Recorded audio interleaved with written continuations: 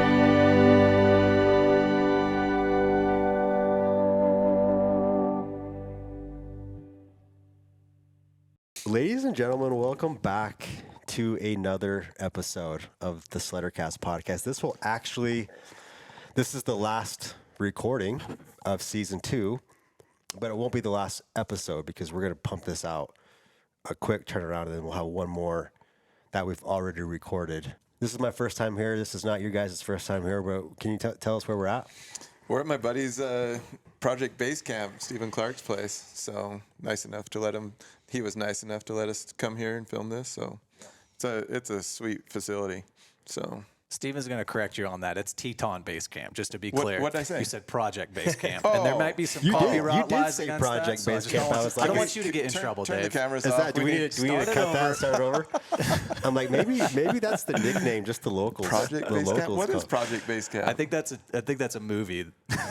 It's from the video game you were playing last night, probably. No, I'm just That's why I brought you. So. I'm here. I'm the fact checker here. That's all I can do. That's all I can contribute. Heck yeah. Yeah, so Stephen was nice enough to let us take over. We had some deadlines. We had to play in between some the hill climb, Jackson Hole, and then guests here at the place. And so, but we found one night, and we were able to make it happen. So why don't we start down here with Ben? So maybe you guys can just give just like a quick brief. I mean, I think most everyone knows who you are. But maybe not like without the helmet on, right? Yeah. So I'm Ben White. I'm used to be the creative director at Arctic Cat, and I guess most probably known for helping manage the Blackcats, and that's kind of how I got roped up with these hooligans here for the past 4 or 5 years, probably more than that. Seems like it's been 1 year, but time flies. But yeah, that's kind of my history. So you're like the head honcho of the Black Cat department. I was at one point. Yeah. I've moved on since, but still obviously very, very close with the team, and snowmobiling has become a very huge part of my life, and it's hard to let people go that are so close to you, that spend so much time with, and you've been through so much. So I'd like to say I'm probably an honorary member of the Black Cat team, self-declared. For sure. Yeah, that's it. That's kind of how it started. Love it. So did you and Tristan work together? And by the way, you may notice our video work is going to be much better on this episode. We got a professional behind Irony Media behind the camera. We got Irony Media back here making sure. Shout out. And he's monitoring back and forth, so I like it. He's got his step monitor going and everything. He's like, every time he walks past my camera, he's like, "This is just poverty right here." Gosh. No. But did you guys work together like same time and spend a lot of time? Yeah, on the media side? Tristan and I worked together on the same team for how many years, Tristan? 3 years, 4 years, 2 years? Honestly, I'm really bad with time, man. It like I said, it all just flies by. We've done so much together, but Tristan was on my team. We managed more than just the Arctic Cat brand together. We managed kind of the whole suite of Textron businesses at the time. So cool. It was busy. It was crazy. It was quite a run. That's why I think the time just kind of flew by. There was never a time where we weren't out doing something for a brand. So, but yeah, it was a lot of fun. We've done a lot of good stuff together. So, yeah. Cool. All right. Well, next up, who we got here? Well, more on Ben, like I was thinking about it, and I originally, when you reached out to me, I wanted, Rob and I's mechanic, Riley's mechanic, Jason Nethercott to come, and I think he's out trucking right now and couldn't make it, and so I was chatting with Ben last night, literally, and I was just like, man, we've shared so many experiences with Rob, and we were talking about this, and we just went down memory lane, and we were just telling stories, and we were laughing for like 30 minutes, and I was like, yeah, he'll be a great addition if Jason can't be here, so. Yeah, that's awesome. But for me, I'm Dave McClure, been a sponsored Arctic Cat rider / racer since 2007, just Rob and I traveled the world snowmobiling, and life's not the same for me without Rob, but it's cool that I can kind of do some of this stuff with Riley. So awesome. Yeah, and just a interesting factoid about Dave, we actually played against each other, baseball and football. Yeah. Back in the glory days, Madison High School versus Skyline. Yeah.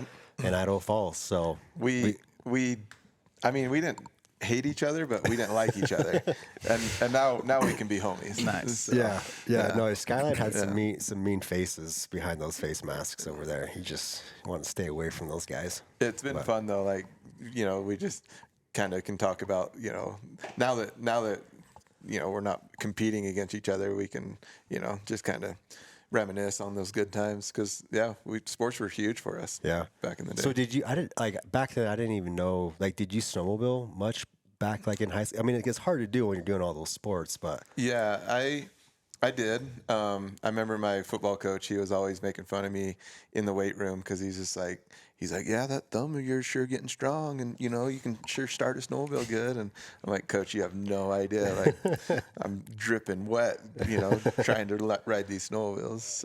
So yeah, I did ride. Yeah, I had a plan when I was, in high school. I was like, I'm gonna, as soon as I can afford it, and as soon as I'm done with college, I'm gonna start racing. And so it was kind of like, but that was first I had to do, all the sports. Yep. So perfect. Okay, next up down the line. I'm Riley Kincaid. I ride for Arctic on the Blackcats backcountry team, and I race on the hill climb circuit for Arctic. So nice. And obviously Rob's son. Mm-hmm. Now, walk me through the siblings in your family. Are you so where do you just fall me in and line? my sister. Okay. She's 3 years older than me, so I'm the youngest. You're the baby. Yep. And I don't even know how old you are. I'm gonna can I guess? 24. Okay, 24. You 24? 24. guess. There we go. Yes. What's funny too is when when I first started hanging out with Rob. Yeah, how old would he have been? He was a young little. He buck, was like riding the wheels off of a 120, just like till it ran out of gas. Yeah. And so yeah, he was just like just a punk kid. Mm-hmm. So Yeah, I was super tiny. I couldn't even stand up on a 120. Yeah. I was just sitting down the whole time. The first time you looked at this guy right here and you understood, like, this is Dave, my dad's friend. What was your first impression of Dave? I always thought he was crazy on a snowmobile, because my dad would tell me about like how Dave did this big jump, and I just thought he was a crazy man. Yeah. Just a crazy dude. Yeah. Awesome. Still is. So not so much. Not so much. we're gonna spend most of this episode. We're talking about we're gonna publish this on April 3rd, which would be 5 years to the date of Rob's passing, and we're calling this the 5-year tribute, the legacy, like Rob's legacy. We're gonna spend the rest of this time talking about funny stories, the legacy that he left behind, the legacy that we get to experience now.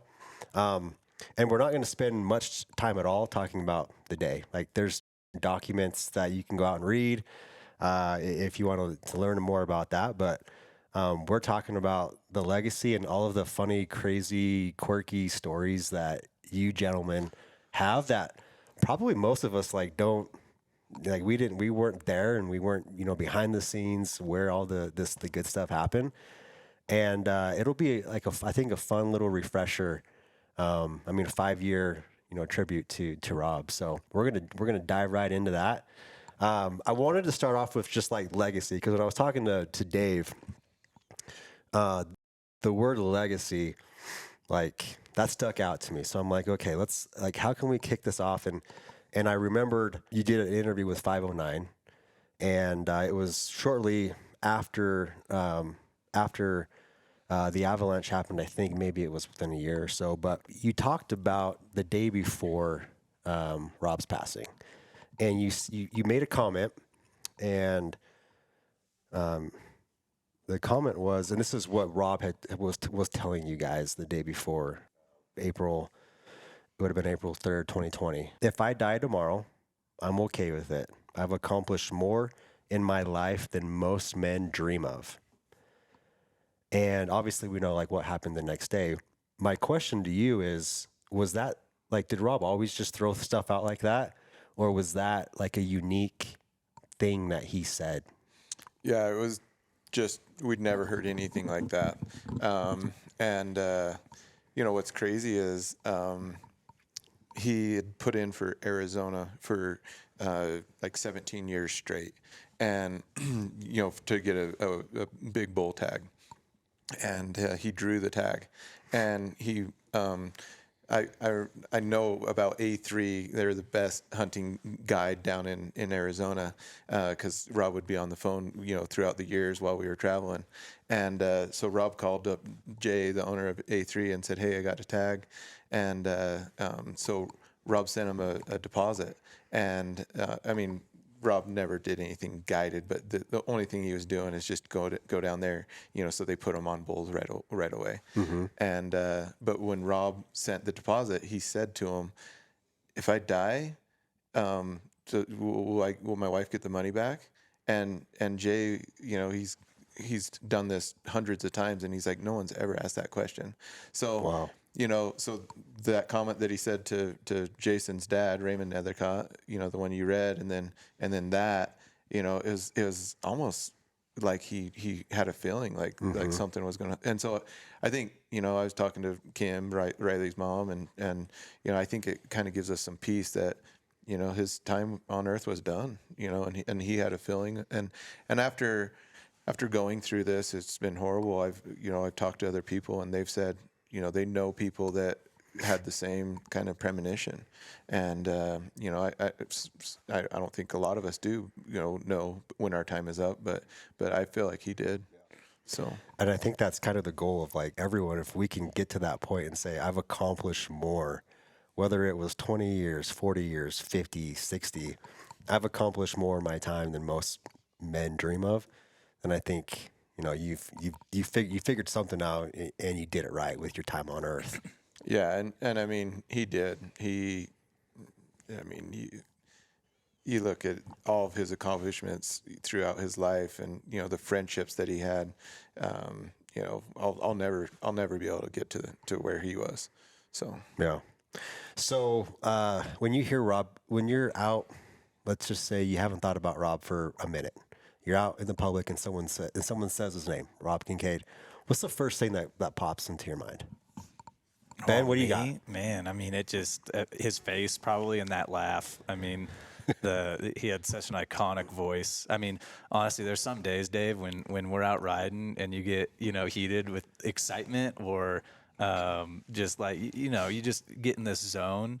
I hear it almost like come out of your voice, and it throws me back, like sets me back. Actually, sometimes I hear Rob and you. Wow. And so I think that's probably the first thing, and then just from there, it's just a waterfall of memories and emotions. Rob was just the life of the party, the life of the ride. He was the guy, and it was just fun just seeing him in his element. It didn't matter if it was.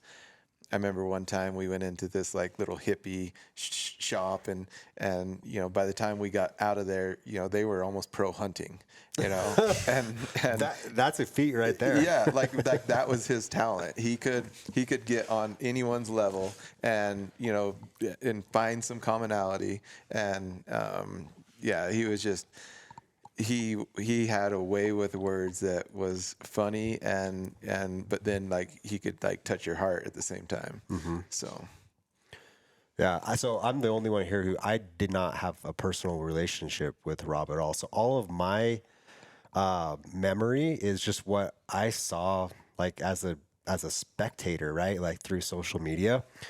And so, and I could be totally off on this, right? But what I think about what my view of Rob was like, he's the guy who you want in your group when crap hits the fan and it's super stressful and serious, to lighten the mood and like calm everyone down and make everyone feel like we're going to be okay. Like we got this. Well, 100%.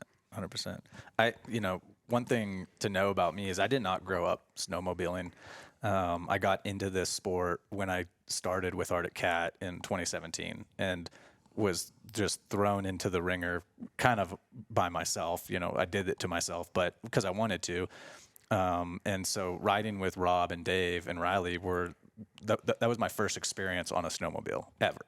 And my job was to film these guys to their full capability, right? Like showing them as the professional athletes that they are. And so, I was putting myself, and I was getting brought into terrain that I was totally putting your life uncomfortable on the with. line Yeah, there. absolutely. Like fish out of water. Are you kidding me? So, but anytime that, that I was out there and I had Rob and Dave and Riley there, but, it was always calming because you always know there was nothing you were going to get yourself into that these guys could not get you out of. And Rob especially was always the one that would come out and he'd encourage you too. You beat yourself up. You get, it's a difficult sport, especially just starting in the mountains only. And, he was always the one to give you the ski pole and give you the tip to get you through where you were going. And, he taught me a tremendous amount of valuable lessons for sure. And I mean, he spent so much time in the mountains. Like, I mean, All seasons, right? Yeah, you talk about an outdoorsman, and he was the ultimate outdoorsman. And he taught me to, respect Mother Nature more than I probably was at a time. And like I remember one time I broke my sled down, and he gave me his package of jerky, and we had a big fire going, and he and Jason, they booked out and got me a new secondary clutch, and 2 hours later they came back and got me in the dark, but I knew Rob had me all set up. I was fine. I knew I was going to be fine. But yeah, like you say, you always felt comfortable in the hills with him. I remember, Dave, you also talking about backcountry Rob. You said something somewhere it stuck, and you're like, for how good, like how well we look at Rob as like a professional snowmobiler, he was like light years a better hunter. Like he's this good at snowmobiling, he like so much better as a hunter. And did you guys get any, like, do we not have any films of Rob hunting? Like, no, there's none. Is that Yeah, just is that that kind was of something that was like off on the limits? low. He didn't like to. Like, this is Yeah. my time. Yeah. Like, I've I don't want. got the closest thing to it, which was when we did that photo shoot out here. We were doing a photo shoot for Arctic Cat side by sides, and one of the scenes we were setting up was like we had a guy on a scope. I think it was Kim on the scope. And he was bugling with this bugle that he had. Everybody was wearing camo, and oh my God, if he acted like that at all in hunting, I would be blown away. But he was the life of the party when it came to that. But we've got some fake hunting scenes with him. Yeah, and my favorite quote of Rob is, he told me, he said, "Dave, you don't talk about what you're really good at," and Rob talked a lot about snowmobiling, and he wasn't shy of telling you how good of an athlete he was snowmobiling, but he never talked about how good of a hunter he was, and and so that's cool because I mean he was a world champion snowmobiler, but his hunting was, I mean, I'd put him against anyone in the world, honest. You don't talk about what you're actually really good at. That's let it money speak for right itself. there. So like snowmobiling was just like just have fun. Yeah, like just something. I'm a world champion, but it's not my passion. yeah. So Awesome. Well, this next question I have for you guys, there's three kind of sub questions to it, so I'll divide it up between the three of you. How would you describe Rob as a father, friend, and a snowmobiler? So we'll go Riley here with father. Fair enough. Snowmobiler or friend? Which one do you guys want? Rock, You paper, were a scissors, better this? friend with him. Okay, so Maybe we'll go friend. we can tag team. Okay. that. yeah. Okay, so how would you describe Rob as a father? I mean, it's kind of tough because like back then I was kind of a punk, so I thought of him different. He gave me a hard time a lot, and I thought he was mean, I guess. But now that I'm more mature, he pushed me to where I'm at today, like just snowmobiling in general, hill climbing. He took a lot of pride in his family, Yeah. for sure. And sometimes we'd think he was being a jerk, but he was just super hard and pushy and wanted us to just succeed, I guess. So Yeah, as a Yep. father, you're like, you can see the potential in your Yeah. kids, and you're like, I know you can get here, man. Like, I'm going to drive you and push you so you can get here. Yeah. And so, and as young dumb kids, like we're like, you're being mean to me, man. Like, get off my back, right? But yeah, and it's super tough because like I was not mature back then, so I, you know, Yeah. so Like any teenager boy, right? I would say from the outside looking into like seeing that relationship that you had with your dad, you know, there's two type of people that come out of you know, a relationship like that. The kid can either grow up and then kind of get pushed away by their father with that kind of relationship and build resentment, or they can grow up and become a better, stronger person because of the way that they pushed them. And I definitely see Riley as one of those kids that was the latter. You know, he yeah. definitely grew up and embraced that for sure. And yeah. we would butt heads, but it was in a good way. It was for the 100%. better. So. Yeah. There was one day I remember a conversation with Rob, and he's like, I mean, he and I back in the day we were riding almost daily, and he kind of said, "Dave, I'm going to take a day out of the week, and I'm going to ride with Riley," and kind of like saying, "You're not invited," and I was like, "That's fine, like I'm good with it," and Rob made that decision, and Riley, that's where Riley's like snowmobile career just took off. And it was fun for me to see, and I learned from Rob on that, and I'm like, I need to slow down and you know, take time for my kids, and you know, that's what Rob showed me to do.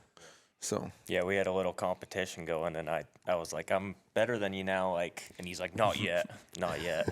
And then finally, I think it was like 2020 is when he said something to you, and he's like, I think Riley's got me or something like that. He didn't tell you. He didn't let you know though. No. He told Dave. Like, I can't let the kid know though. Yeah. No.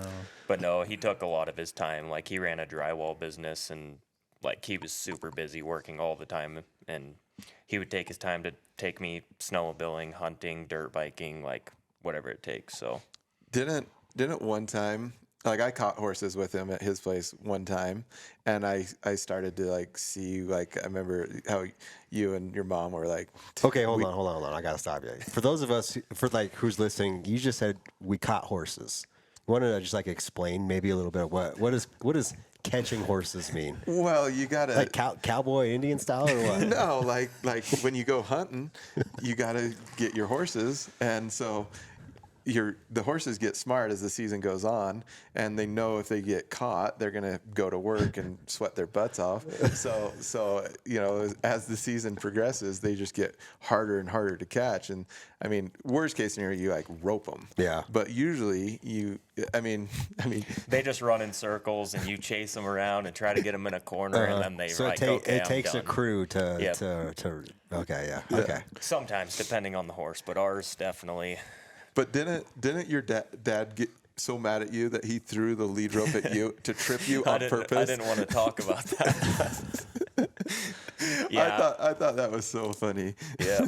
Because I was catching horses with him, and I was like, I that was in the back of my mind. I was like, I better not piss Rob off. So Yeah. Catching horses with him wasn't very fun. But. Nice.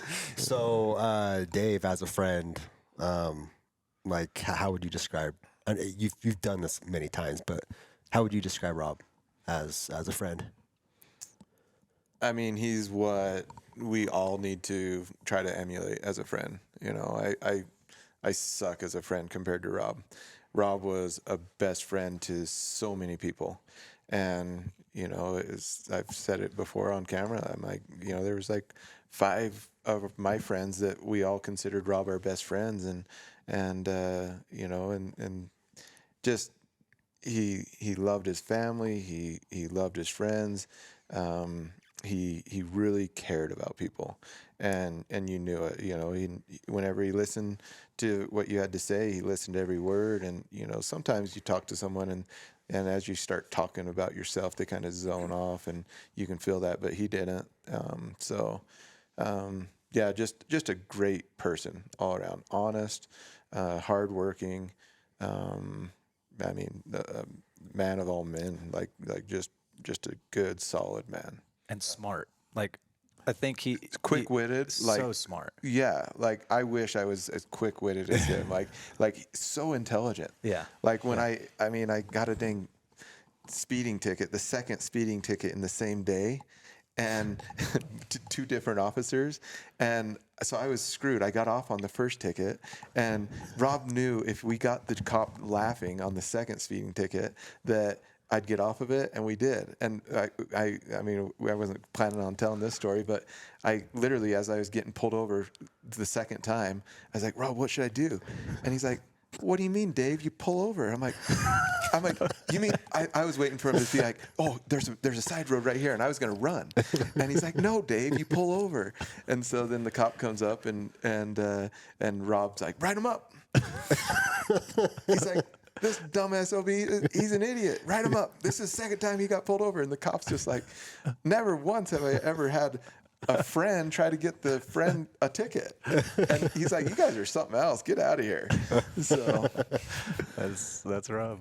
That's Rob. That's classic. Nice. Yeah. All right. So Ben, as a snowmobiler.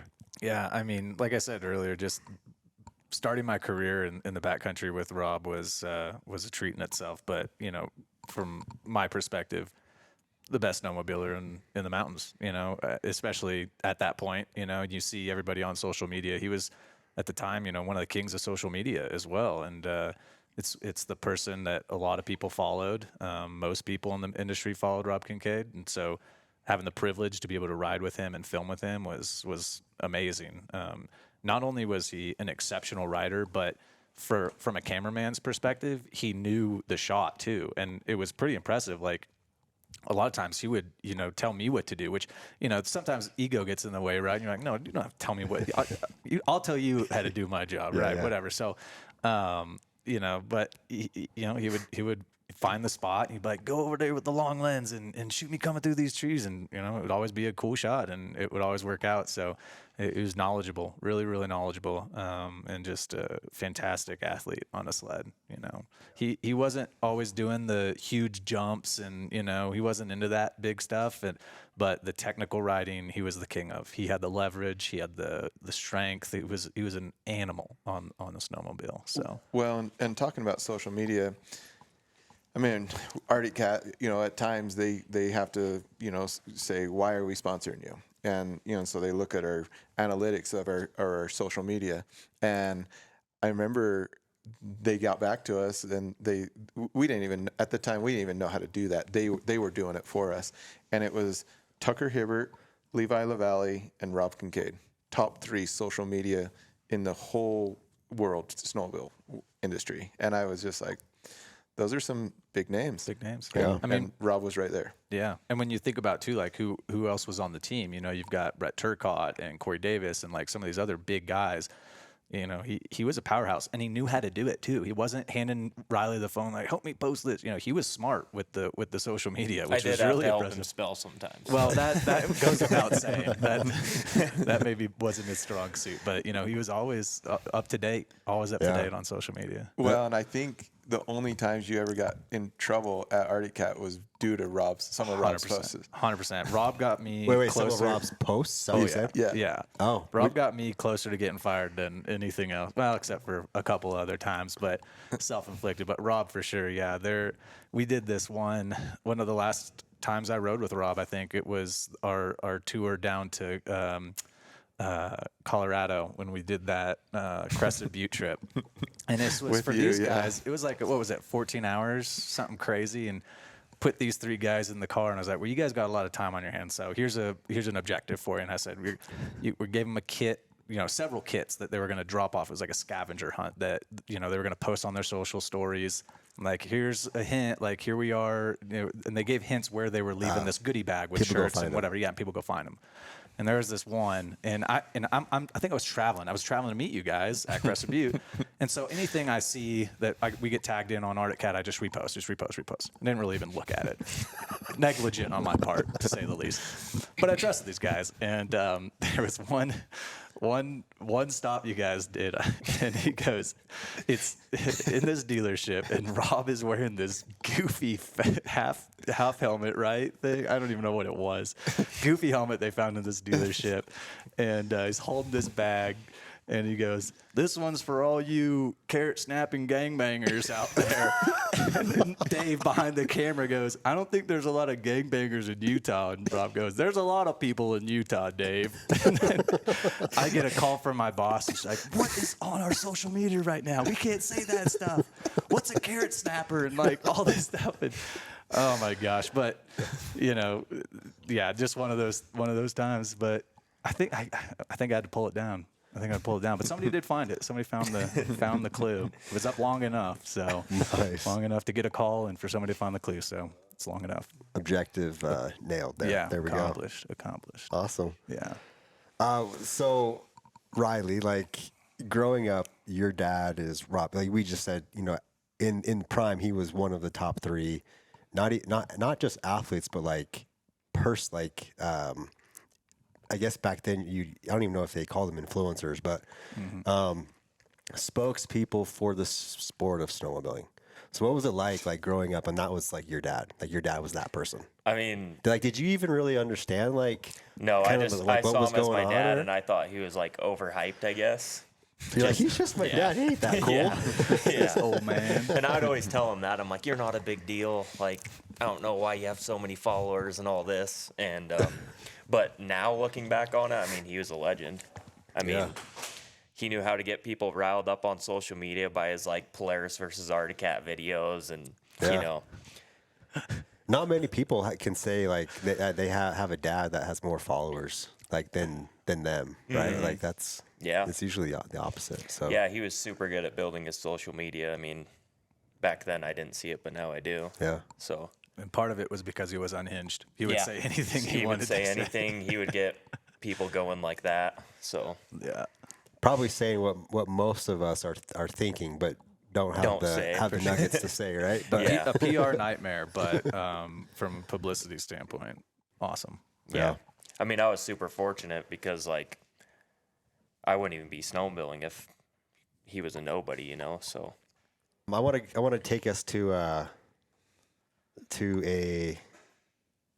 year, 2019, Japan. Okay. You and Rob, was there anyone else, or was it just you two that? I mean, you guys met people out there, but did you guys? The objective was to go snowmobiling in Japan. What was the goal? What were you guys there to accomplish? Yeah, it's bad. I can't remember. We went to Japan twice. And one time we took David McKinney, and then the next time we brought buddy Justin Stevens, who used to work for Motorfist. I think probably 19 was with Justin. I think it was. I've seen some videos. I think you guys were rocking Motorfist, so maybe it was a Motorfist deal. Well, we were. Or we probably were, both on both trips. Yeah, both trips. But we were helmets, 509 helmets. All the time that we were with Motorfist, we were wearing 509 helmets. Yeah. But I mean, we traveled so much around the Intermountain West, going to shows and stuff that I kind of got bored with that, and I saw the opportunity to do these Scandinavian trips, and we went to Iceland and then Japan, and that's kind of what it was like. We were pumped to go do just because it was new and it was fun and it was different, and I wanted those trips to be 7 days. But Rob, he wanted to go for 2 weeks, because we would go to those and we would be rock stars. I mean, we'd be signing kids' foreheads, and it was, Rob just loved it when we got over there. It was, we were signing windshields and trailers and trucks, and so Rob ate that up. It was it was fun, and Japan, we both sushi, and we thought we were going to be eating some really good food, and the food sucked. Really? We're being lied to over here, then, is what you're saying? Well, I mean, I take that back. The last restaurant they finally took us to was some of the best food I've ever had. But this, I remember this one continental breakfast that we went to, and I was looking at, I couldn't find anything to eat, and some of the stuff I would fish with, and that was it. I didn't even want to touch it. And Rob was so kind and so courteous. We had our translator, it was a female. I won't say her name, but she said, Rob's like, oh, like just make me like a authentic, what you eat for breakfast, and I want to try it. I want to be immersed in the culture, and so she brought this like little bowl of like sticky rice. It looked like spider webs in it, and it was just disgusting looking. But Rob was so polite that he just ate it all. And later on, I was like as soon as we got out at the hotel, I was like, Rob, was that good? He's like, no, it was the worst shit I've ever ate. but he didn't want it. Cool, he didn't want to like hurt her feelings, you know. So yeah. That's funny. So, as far as like the riding in Japan versus what we have out here in the Rockies, was there anything like drastically different that you noticed like as soon as you hopped on the machines over there? Or? Totally. I mean, we were just on stock 800s, and they felt like our superchargers back home. They were just sea level, just 800 felt really, really powerful. Mm-hmm. The snow was awesome. The Chappelle it's a real thing. It's a real thing. They don't have the fluctuations in weather like we do. So it just stays, like 20 degrees all the time. Oh, wow. And so they were like, oh, the snow's not that great. And we got there and we're like, geez, it's awesome. But it's fun. It's like there's these weird trees with green leaves. All of our green leaves are gone in the fall, but we're side hilling through these like green big leaves. And, oh, wow! And super fun terrain. Yeah. So interesting. As far as photo shoots go, Ben. Okay. Yeah. I mean, I'm sure this is there's a lot in the bank, right? Yeah. But do you have a favorite? Is there one that particularly sticks out? That's like, that's my favorite one from a photo shoot with Rob. Man, every year we had him on a photo shoot for snow, and so that there was always just those moments. I think maybe the one that maybe stands out is a dirt photo shoot. We were hunting for a location, and Rob spoke up. He was like, I got the perfect place for you. And sure enough, it's his property, So, we spent a week out here, and it was here in Teton Valley and Victor and Driggs. We were shooting a scene. It was for a utility side-by-side. And so we were setting the scene up where we were like moving sprinklers. And so Rob is like hand line, sprinklers. Yeah. Moving pipe, moving pipe. Moving pipe. Yep. Moving pipe. And so Rob is way off in the corner of this. Probably how big do you think that field was? Like was that about an acre? No, it was bigger than an acre. It was like 5 acres. Oh, well, yeah. I'm flying drone, during this whole photo shoot. So I just have this aerial view of this kind of sprinkler scene going on, and this guy moving pipe, and off camera is this lady who's driving one of the side-by-sides to move people around or something, hits a main line, and just out of the ground is a fire hydrant, like erupting. And I was like, I didn't even know that was even there. I didn't know how much power was behind that. This thing was like 30 feet in the air, just shooting straight up. Old Faithful. Old Faithful for sure. And I'm like looking out of it. I'm like, oh, that's not good. Still trying to get the shot. And then sure enough, out of frame from the other corner of this field comes Rob, full force, like full marathon sprint. He's a tall guy. Like he had a stride, and he was just beelining it to this valve. And so I pan cameras like, this shot's over. Whatever's happening here, this is now the scene. So I got this epic shot. Like I was way high, kind of come down into him, get real close to him. He's just still charging and just run straight to the valve to cut this thing off, and he was just cussing up a storm. It was so funny though. Is that so is that live anywhere? Did that get published, or did that? I've got it in the bank somewhere. I'll send you a link, because there's so many of these videos that I've got that come to mind. A lot of it just comes from the memories that we have on camera, because we get to relive them so often. Are a lot of the memories I have of Rob. So I'll share some of those with you. Yeah, I think I put some epic soundtrack to it. Oh yeah. But that's from Rocky. That's another thing people don't know of, like sports wise. Rob was a phenomenal athlete. Like he was probably like. Oh, he wasn't out of breath probably by the time I got there. But just like running a 40, just like sending full on. Yeah. That's good. Good times. A lot of memories though with him. Yeah. A lot of memories. So Riley, take us back to to the day that you won your first semi-pro. Semi-pro king. Semi-pro I think king. that was And what? Afton. Yeah. Probably. So give us the year here, and so this is Rob Kincaid himself. His son wins a semi-pro king. What was your interaction with Dad in that moment? Whew, that was a On long that day? time ago. And sorry, and give us the year too. I remember? think it was 2019. I think 2019? And I got off the hill, and I don't know what quite he was saying. He's probably bragging to people in the pit, saying that's my son, because he was super prideful. And me, all I remember is just taking a picture. I don't know exactly what he said to me. He might just gave me a fist bump or whatever, and then went and bragged to people in the pits. Yeah. But it was so long, I don't really remember And- what he said to me, but I know for sure that he was bragging about it. Yeah. Rob was always talking about Riley and Shelby, and like I knew like all of Shelby's basketball stats, and like I didn't want to know Shelby's basketball stats, but like I knew how good she was. Yeah. And same with Riley. It was, and now I can relate because now all I want to do is talk about my kids. Yeah, you can't really like say it to them. You don't want to give them a huge ego. But you got to go tell someone, right? Right.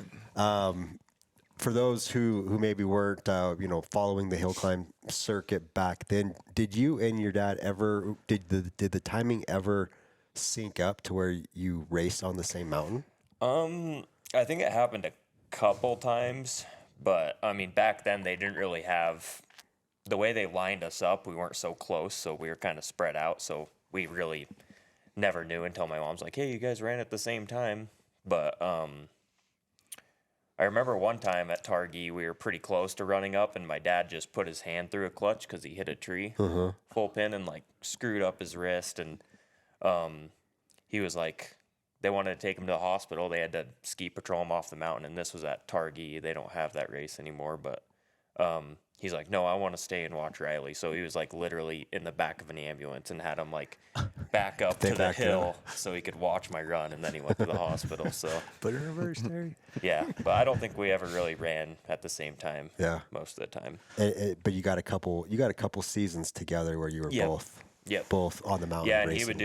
he would go out of his way to help me in the pits and whatever. Like he would lose focus on his racing just to help me out. So Yeah. yep. That's rad. Yeah. Dave, so let's talk Jackson. Okay, so you two, you guys are friends. Was it like friendly battles like on the hill climb circuit between you two, or like how was it? Like how was that chemistry between the two of you? So it's funny, like that took me back when Riley was talking about Rob running his hand through the clutch. So whoever did better at that run won the points championship for that class. It was the last race of the year. And so that was one of the reasons why Rob was like going so hard, and he was trying to thread the needle by this tree and just missed and hurt his hand. But I didn't know. And so I'm down there, and I'm just like ticked because I'm, when you're in the zone, you just want to go, and I had to wait for the medics and everything, and Rob. So everyone has like a different. I feel like every racer has a different like deal that worked for them at the races, and Rob's was just being the social butterfly and just kind of keeping his mind a little bit off the race. Yeah. Where I couldn't do that. Like I just had to kind of just like focus and watch, and I didn't do a lot of talking. I didn't try to be standoffish or rude to anyone, but like I didn't talk a whole lot with Rob, and so that kind of always bugged Rob.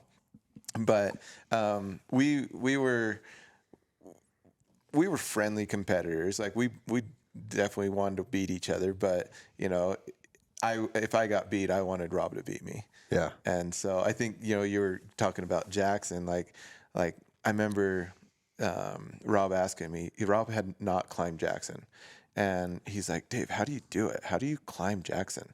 So you had done it before though. I had climbed Jackson, yeah. And Okay. he's like, what's your trick? And I was like, Rob, it's just like backcountry riding.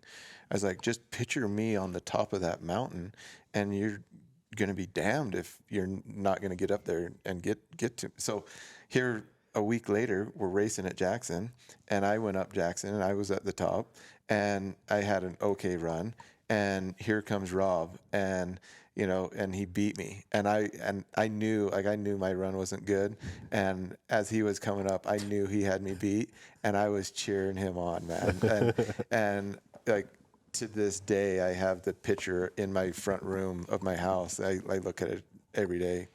Of me and him hugging at the top of the mountain, and it was a special memory. And I was that moment, I was so pumped to have Rob beat me, and that was his first world championship.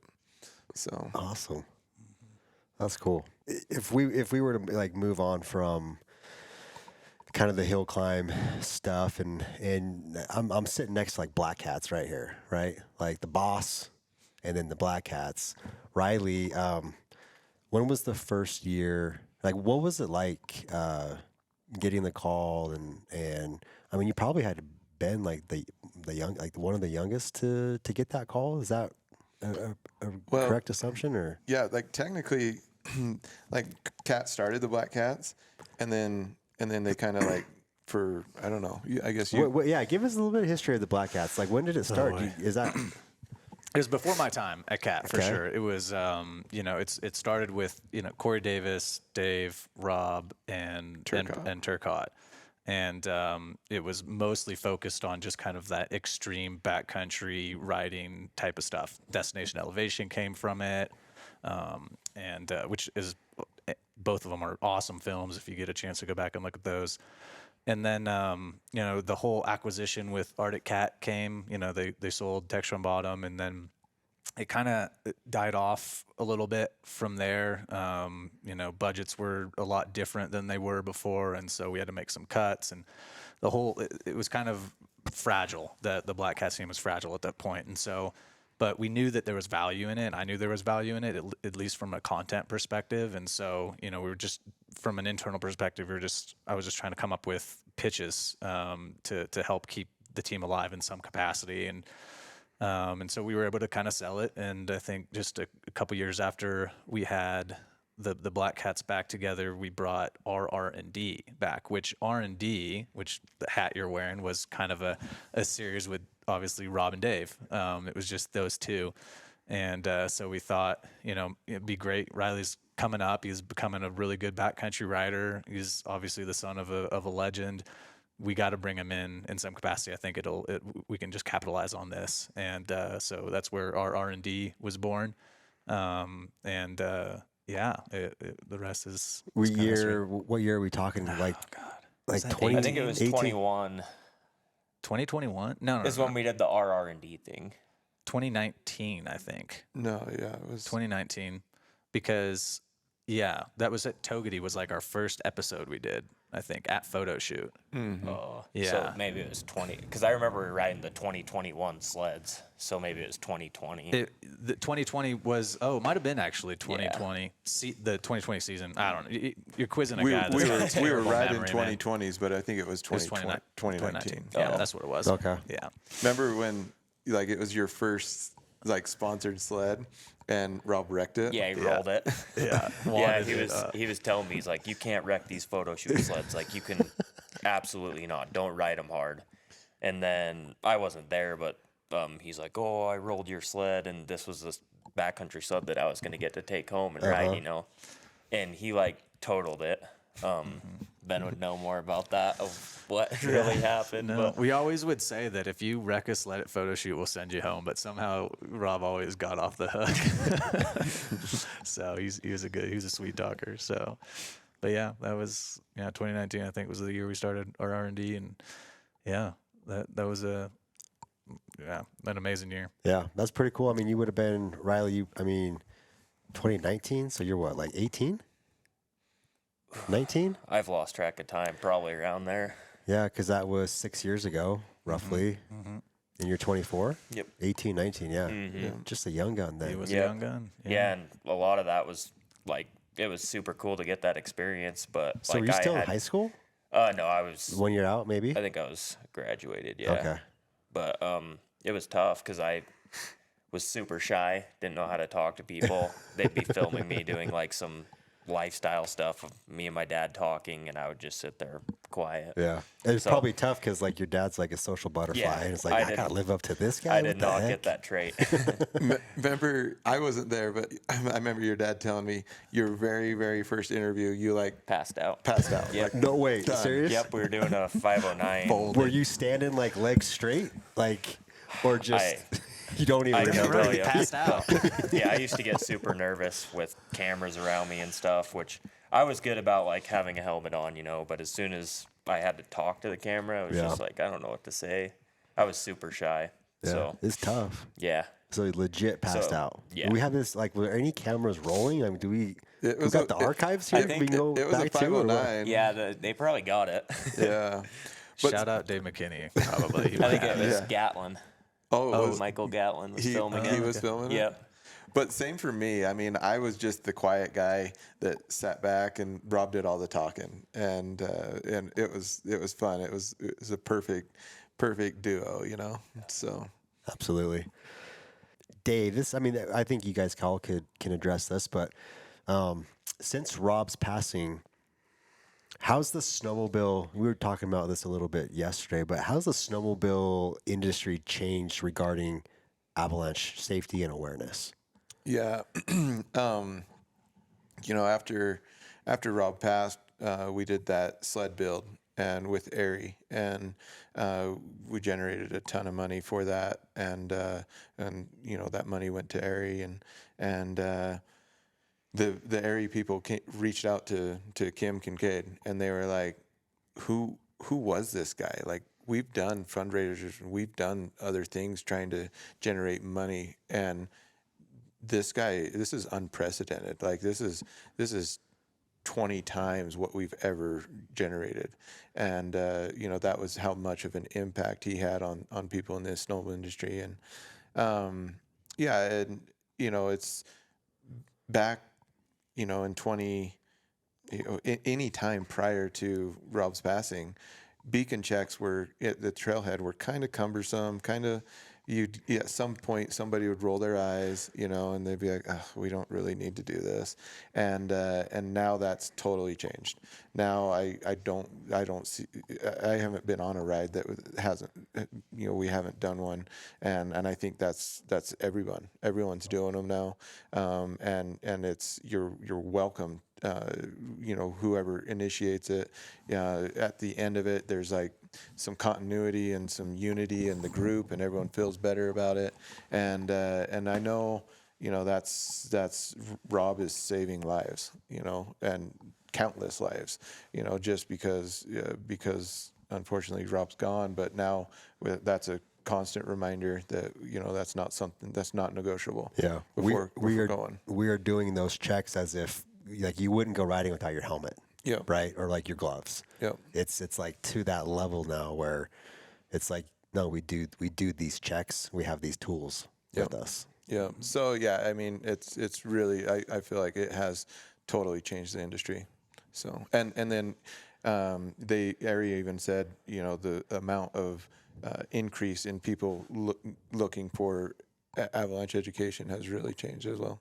I mean, you're seeing now, like, you know, the stationary beacon checkpoints set up in most of the well-known. I don't know if that was part of the program, but I know, I mean, we ride a lot in Island Park, and in most of those zones up there, you know, you're seeing the stationary checkpoints. It was something a lot more prevalent, I feel like, for backcountry skiing. I don't think motorized had the same type of education and exposure Exactly. that backcountry skiing had, and I think Rob helped, you know, push that forward.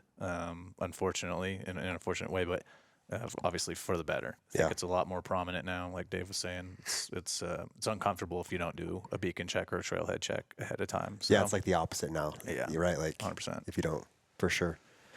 Awesome. So we spent a lot of time tonight talking about Rob's legacy, and so I want to one of the last kind of things I want to talk about is Rob's legacy. Like, if you could get one more day to ride with Rob, what would that day look like?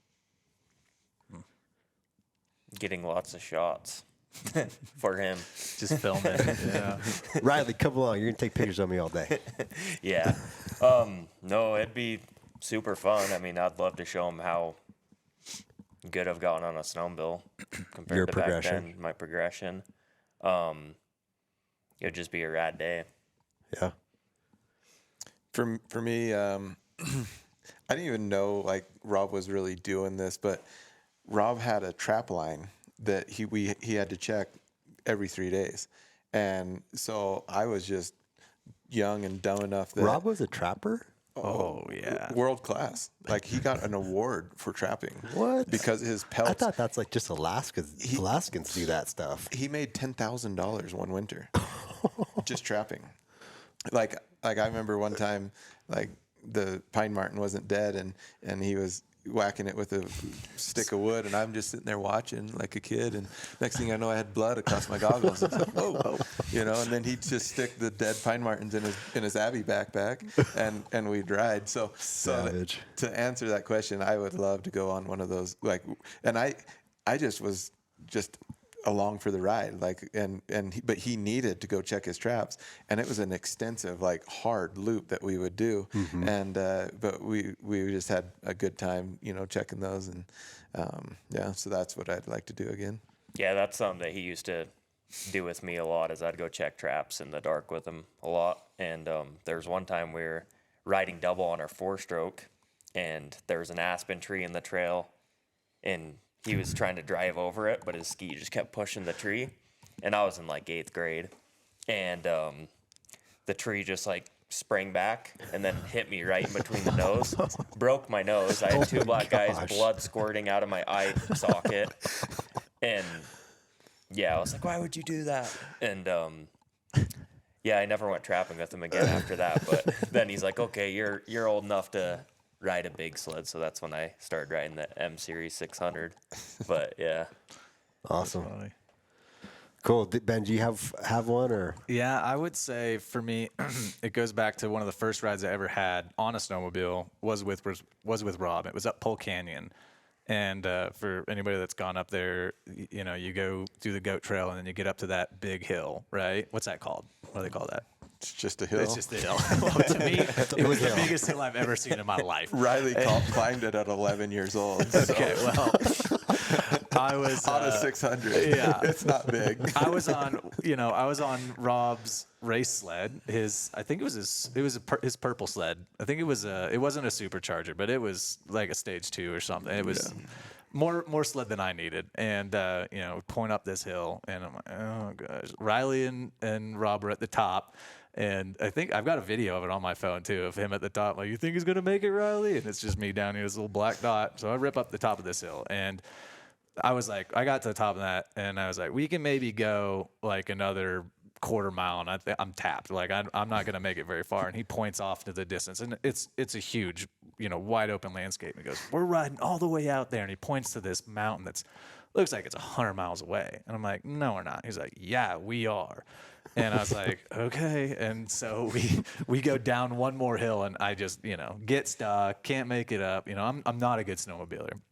And so we obviously didn't make it to that. And so I would say that if I had one more ride with Rob, it would be to go to that place that he was serious about going to, which was, I think it was probably Point of the Palisades. I don't know. It was, you know, it was way out for me, for sure. It was incomprehensible. But now, you know, I think I could do it, and I would love to. Yeah. That's great. Well, thanks for sharing those. I know. Kind of a tough question, but kind of fun to kind of think about. Where would we go? What would we actually do? Yeah. Right. To close the thing out, I'm going to ask you guys one question. Okay. So we ask this question to everyone on the podcast, and usually it's about you, right? But this time it's going to be about Rob. Okay. So what is one thing that whoever's listening here probably doesn't know about Rob? What is that kind of hidden little secret? What we got? He loved mountain biking, and he actually did a couple mountain bike races. And he podiumed it, I think, every single one he entered. Wow. Yeah.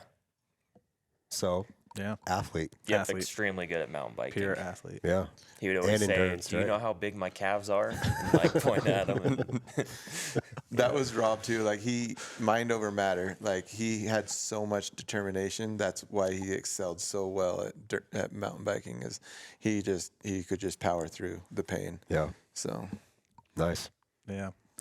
Any others? Any other little things that we're like, I bet you these guys, no one knows this. I can't think of anything. The man was so vocal. There wasn't much that you know. didn't keep. Yeah, he didn't keep to himself. Yeah.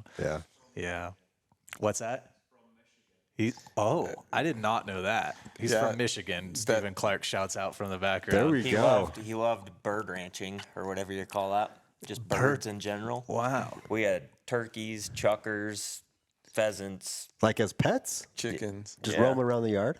No, in cages, but In I don't even- cages? yeah. Well, like harvesting the didn't know eggs that. and stuff. Yeah. Oh, okay. Yeah, okay. like pens. Yeah. So you guys were ducks. eating all sorts of eggs.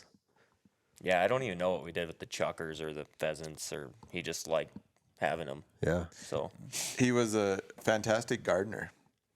Really? Yeah, he had an amazing greenhouse and garden, and took a lot of pride in it. So, but I think for me it was just how much he loved his family. He it's really apparent that they loved him, and he was the glue that held a lot of friendships together, and just an amazing human being that we all should try to be more like him. Well, thank you, gentlemen. I appreciate you guys. I know we've been chatting about this for, I think, almost 2 years. It was like, I think a couple Rexburg Motorsport shows ago where I kind of had the idea, and it just took a while. And I think it felt right, like a good time to do this 5-year tribute to Rob Kincaid and the legacy. And I'm glad that you guys were willing to jump on and share these things that most of us haven't ever heard before. So thank you guys so much for jumping on the Sleddercast podcast and allowing us to have this conversation about the legend and legacy of Rob Kincaid. Thanks for having thanks us. for having us. Thank you. Thanks, guys.